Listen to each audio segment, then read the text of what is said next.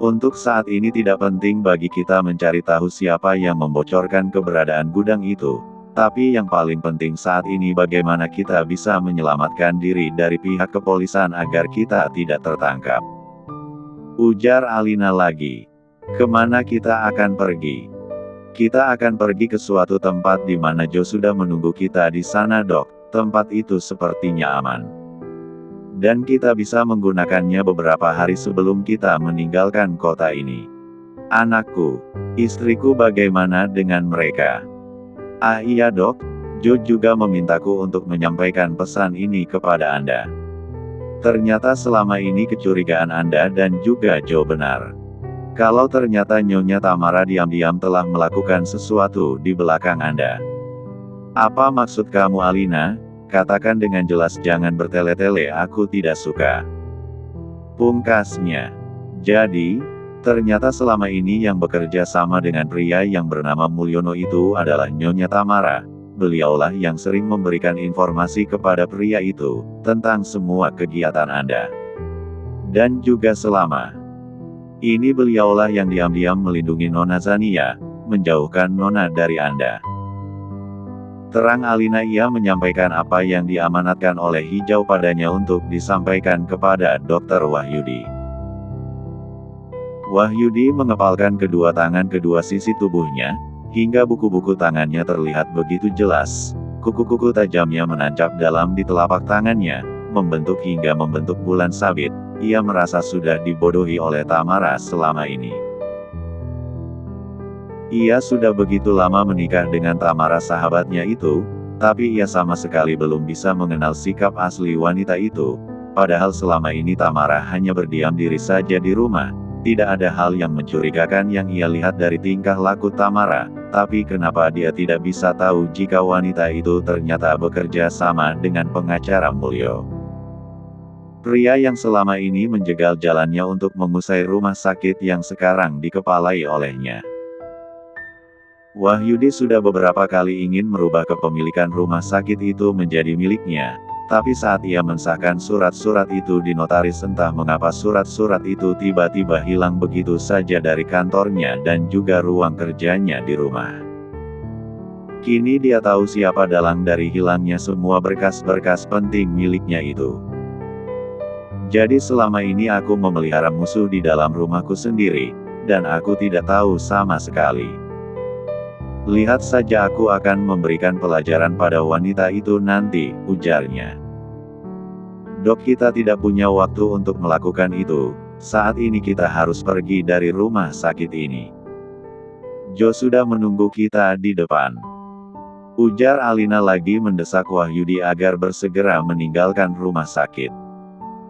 Wanita itu pun berjalan lebih dulu keluar dari ruangan Wahyudi. Namun saat ia berbalik setelah menutup pintu itu, seseorang telah menodongkan sebuah P*S*all di kepalanya. Katakan, apa Dokter Wahyudi ada di dalam? Tanya suara bariton itu. Iya, Pak Dok. Wahyudi ada di dalam. Jawabnya gelagapan. Buka pintunya. Perintah pria itu. Alina mengangkat wajahnya ingin melihat siapa yang sedang menodongkan senjata padanya. Namun suara keras pria itu mengejutkannya dan membuatnya segera menganggukkan kepalanya patuh. Baik. Kekek Pak, akan saya buka. Ucapnya. Alina perlahan menekan gagang pintu itu dan membukanya hati-hati. Ia berharap tuannya sudah pergi dari ruangan itu agar para petugas itu tidak bisa menangkap dirinya. Saat pintu itu terbuka, terlihat Tuan Wahyudi sedang membereskan beberapa berkas yang ada di laci lemari pribadinya. Kau kembali lagi Alina, syukurlah. Bantu aku membawa semua barang bukti ini. Setelah kita pergi, kita bakar semuanya. Ucap Tuan Wahyudi tanpa berbalik. Panggil Alina pelan.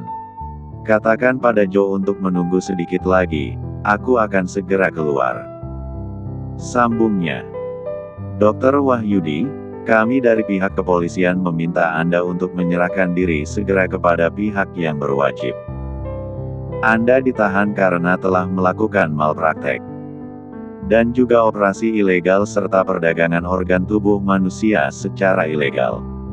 Ucap salah satu petugas itu. Wahyudi menghentikan tangannya seketika, ia berbalik dan menatap satu persatu orang-orang yang ada di ruangannya. Lagi ia dibuat terkejut ketika melihat beberapa pria berseragam yang juga ada di depannya, sedang Alina sedang dipengangi oleh salah satu petugas itu. Apa maksud Anda? Aku tidak melakukan hal yang dituduhkan itu, Anda salah orang. Elak Wahyudi.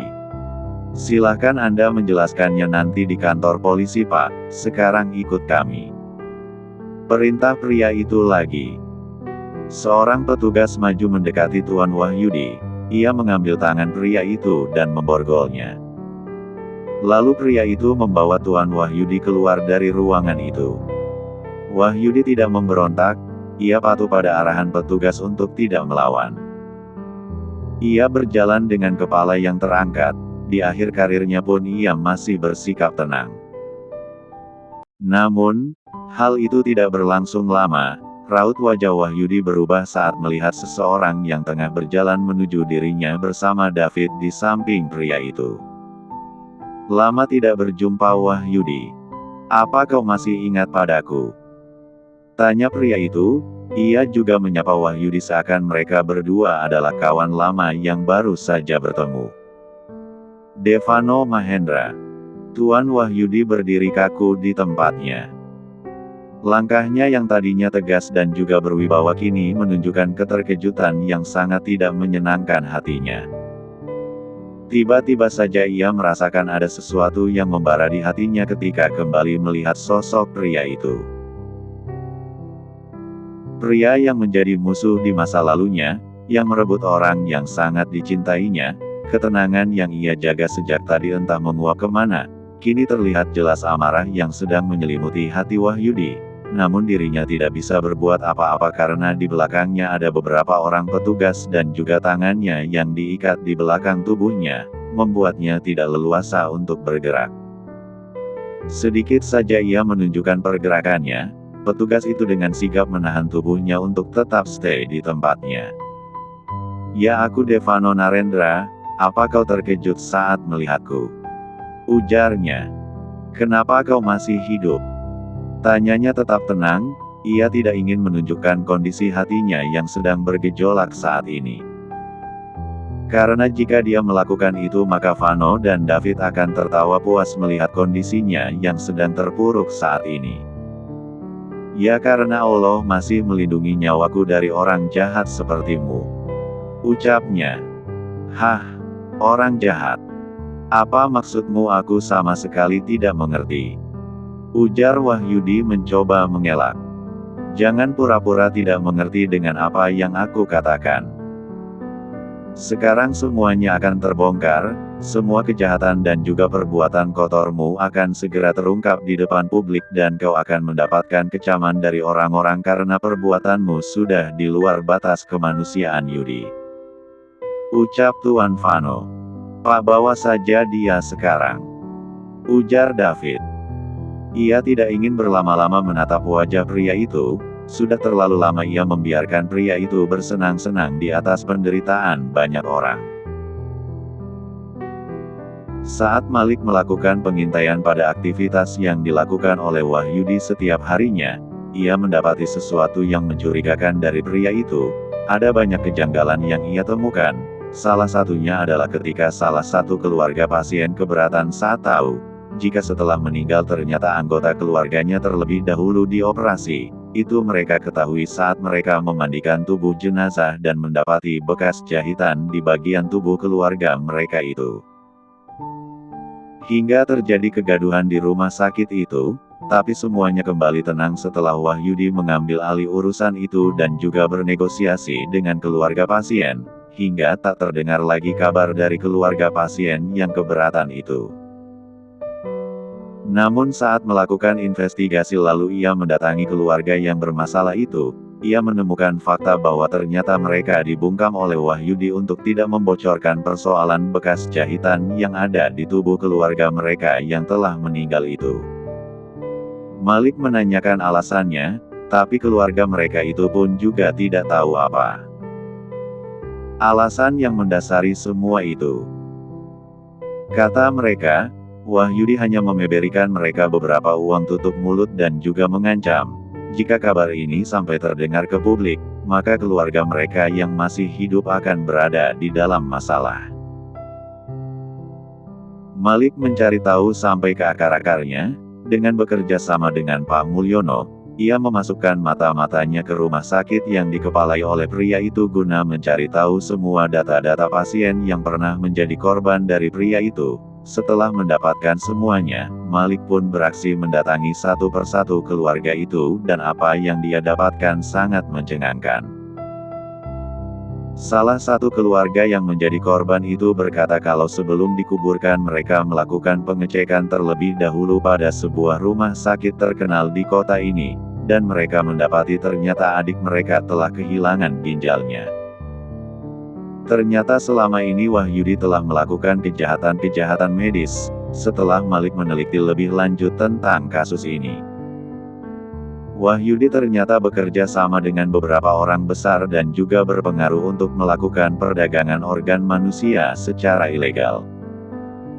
Ia memanfaatkan pasien yang gawat darurat yang organ dalamnya masih sehat namun sudah tidak bisa diselamatkan.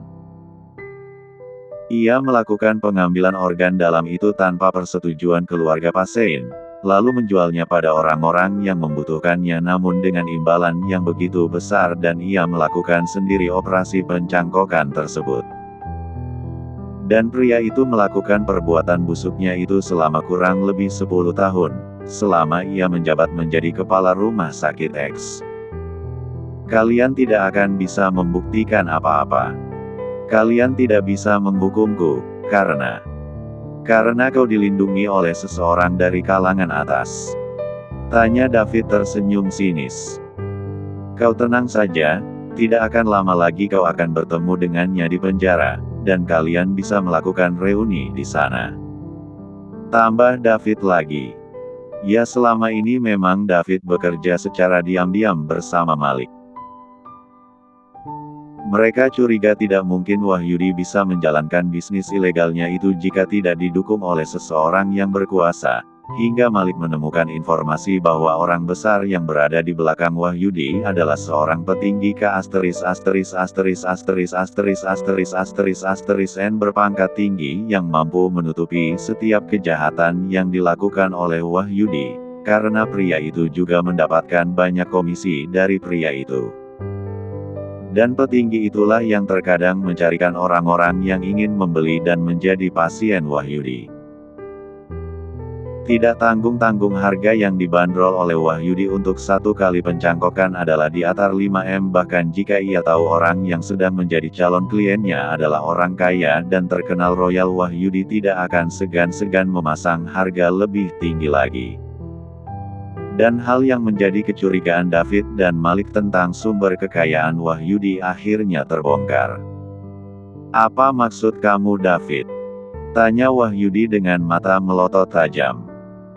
Jika apa yang dikatakan oleh David benar adanya, maka habislah dirinya saat ini.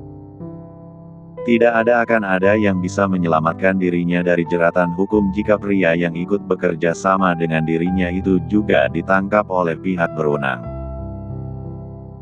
Kali ini Wahyudi sudah tidak bisa lagi mengendalikan keterkejutannya. David yang melihat perubahan wajah pria itu semakin tersenyum puas. Akhirnya ia bisa menyingkirkan pria itu dari kehidupan Zania istrinya. Kali ini tidak akan ada lagi yang ia takutkan. Karena satu-satunya bahaya yang masih berada di sekitar Zania adalah Wahyudi sendiri. David melangkah maju mendekati Wahyudi. Ia mendekatkan tubuhnya tak berjarak dari pria itu, lalu ia berbisik di samping telinga Wahyudi dan berkata, "Kali ini membusuklah di penjara, nikmati hari-harimu di sana. Lupakan obsesimu pada istriku, karena sampai kapanpun aku tidak akan pernah membiarkanmu mendekatinya bahkan hanya berjarak 1 meter dari istriku," ucapnya.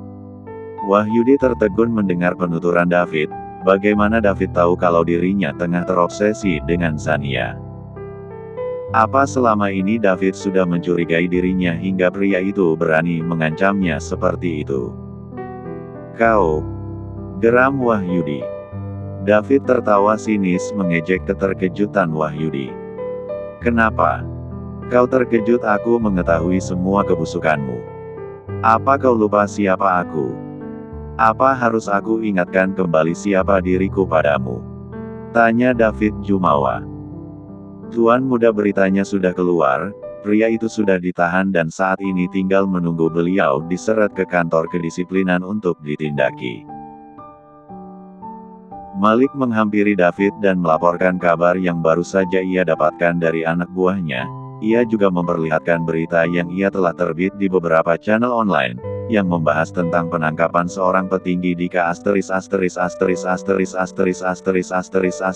itu dan juga tentang rencana pemecatannya dari kesatuannya. Jadi sekarang tidak akan ada lagi yang akan membantumu untuk keluar dari jeruji besi. Ucap David. Bawa dia Pak. Kini Vano meminta pada petugas itu untuk membawa Wahyudi segera dari sana. Wahyudi pun digelandang keluar meninggalkan gedung rumah sakit X itu. Sekarang tidak terlihat wajah tenang yang seperti ia tunjukkan tadi sebelum bertemu dengan Vano dan juga mengetahui kabar dari David kalau pria itu juga sudah menangkap komplotannya. Kini satu-satunya harapan Wahyudi hanyalah Joe yang bisa menyelamatkan dirinya, karena dari kabar yang Alina berikan kalau Joe sedang menunggunya di suatu tempat. Semoga saja Joe bisa menyelamatkan dirinya dan membawanya pergi dari kota ini, tapi di dalam hati Wahyudi bersumpah. Kalau dirinya akan membalas perbuatan David dan Vano 2 kali lebih sakit nantinya. Kenapa ibu tidak pernah menceritakan semua ini pada Starla Bu? Kenapa ibu harus menanggung semua beban berat ini sendirian? Starla sama sekali tidak menyangka jika ayah sangat sekejam itu. Aku tidak akan pernah keberatan jika memang dia ditangkap oleh polisi, karena ayah memang harus membayar semua kejahatan yang pernah ia lakukan dulu. Ucap Starla. Kini Tamara sedang berada di rumah anaknya dan juga menantunya. Mereka sedang duduk di ruang tengah. Tamara sudah bertemu dengan Mulyono dan juga Devano dan dia juga sudah mendengarkan semua cerita tentang Vano yang berhasil selamat dari kecelakaan itu. Mulyono sengaja merahasiakan itu karena keluarga Narendra lah yang memintanya. Mereka takut jika kabar tentang Vano yang masih hidup, akan kembali mendatangkan mara bahaya untuk pria itu lagi. Tamara mengerti dengan alasan yang diberikan oleh Mulyono padanya. Itu sebabnya ia tidak menuntut terlalu banyak pada Mulyo, ia hanya minta dipertemukan dengan Vano. Setelah mereka bertemu dan juga bercerita, Tamara pun mulai menyerahkan semua bukti-bukti kejahatan yang selama ini dilakukan oleh Wahyudi, semua laporan kenganan, serta bukti transaksi yang pria itu lakukan. Tamara menyerahkan semua itu pada Mulyono dan juga Vano untuk ditindaklanjuti. Tamara juga membongkar kebusukan Wahyudi, kalau ternyata diam-diam pria itu menyuntikkan dana ke persusahan Gama, menggunakan dana yang ia curi dari rumah sakit X milik kakek Xania. Ibu tidak ingin membuat kalian dalam bahaya, ibu hanya ingin melindungi kalian nak. Jawab Tamara. Tapi apa ibu sama sekali tidak takut? Ayah bisa saja menghilangkan nyawa ibu, jika dia tahu ibu ternyata bekerja sama dengan pria bernama Mulyo itu. Sahut Starla, ia berdiri dari duduknya menghampiri sang ibu lalu memeluknya penuh kasih seakan ingin menyalurkan sisa kekuatan yang ia miliki pada sang ibu. Tapi alhamdulillah semuanya tidak terjadi, ibu bisa selamat dari kejahatan ayahmu selama ini, dan berhasil mengumpulkan semua bukti-bukti kejahatan dirinya. Ujarnya. Ibu hanya takut kalau kamu dan Mikkel akan membenci ibu jika ibu membuat ayah kalian masuk penjara. Ujarnya. Apa? Jadi semua ini karena ulah ibu. Ibu yang melaporkan ayah ke polisi. Bu Tamara dan juga Starla menoleh ke sumber suara. Di sana Gama berdiri dengan wajah penuh amarah menatap tajam ke arah kedua wanita yang sedang asik membicarakan masalah yang tengah dihadapi oleh sang ayah. "Gama, kau sudah pulang?"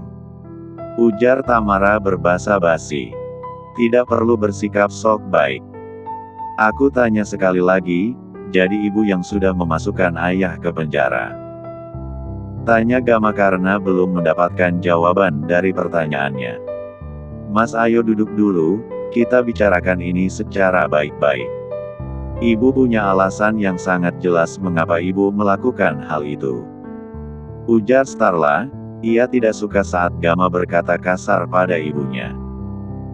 "Tidak ada yang perlu dijelaskan, Star. Aku hanya ingin ibu menjawab pertanyaanku. Apa benar dia yang telah melakukan semua itu?" "Mas, tapi itu tidak sok. Ya, ibulah yang melaporkan ayahmu ke kantor polisi. Apa kau keberatan dengan hal itu?" sentak Bu Tamara. "Kenapa ibu melakukan itu? Apa salah ayah pada ibu? Kenapa ibu malah menjerumuskan suami ibu sendiri ke dalam penjara, padahal selama ini ayah sudah sangat baik pada ibu dan juga Starla?" Gama tidak bisa lagi menahan amarahnya. Ya, dia yang sedang mengurus beberapa berkas di perusahaannya mendapat panggilan telepon dari orang kepercayaan ayahnya itu, yaitu Joe. Kalau saat ini Tuan Wahyudi, ayahnya sedang berada di kantor polisi dan akan menjalani hukuman karena tuduhan yang diberikan oleh David dan juga ayah mertuanya. Gama segera meluncur menuju ke kediaman mereka. Rencana awalnya ia ingin mengamankan semua berkas-berkas penting di ruang kerja sang ayah sebelum orang-orang dari pihak berwajib datang untuk melakukan penyelidikan di rumah mereka, dan hal itu juga atas permintaan Joe. Setelah menyelesaikan tugasnya, menyembunyikan semua berkas berharga dan juga bukti kejahatan sang ayah, Gama mencari keberadaan sang ibu, tapi dia tidak menemukannya dimanapun. Gama sudah berusaha untuk menghubungi nomor ponselnya, tapi ia sudah mencoba beberapa kali tapi nomor ponsel Bu Tamara tidak aktif, hingga ia memutuskan untuk mengunjungi rumah Starla dan suaminya. Ia yakin jika ibunya pasti ada di sana. Dan benar saja, belum sempat ia melangkah masuk, ia sudah mendengarkan percakapan kedua wanita beda usia itu, dan terkejut saat mendengar penuturan Bu Tamara. "Kau salah paham, Gama. Kau tidak apa yang telah dilakukan oleh ayahmu pada orang-orang yang tidak bersalah. Ayahmu sudah melakukan banyak kesalahan yang tidak akan pernah bisa dimaafkan, Gama. Dan ibu tahu kau juga sudah mengetahui semuanya, tapi kau diam karena tidak ingin ayah memarahimu, kan?" ujar Bu Tamara. "Itu tidak benar, ayah tidak melakukan apapun. Ibu sudah melewati batas. Apa alasan ibu melakukan semua itu? Katakan padaku," ujar Gama dengan suara kerasnya. "Mas sadar, jangan kasar sama ibu. Biar bagaimanapun ini adalah ibu kita. Mas harus sopan meskipun Mas sedang marah," tegur Starla. "Tidak. Dia bukan ibuku. Dia adalah wanita yang telah merampas kebahagiaanku dan juga ibuku. Karena dirinya ibuku harus pergi dari rumah, karena tidak ingin tinggal seatap dengan wanita yang telah merebut suaminya. Ibuku lebih rela hidup di panti asuhan daripada hidup menderita," teriak Gama pada akhirnya.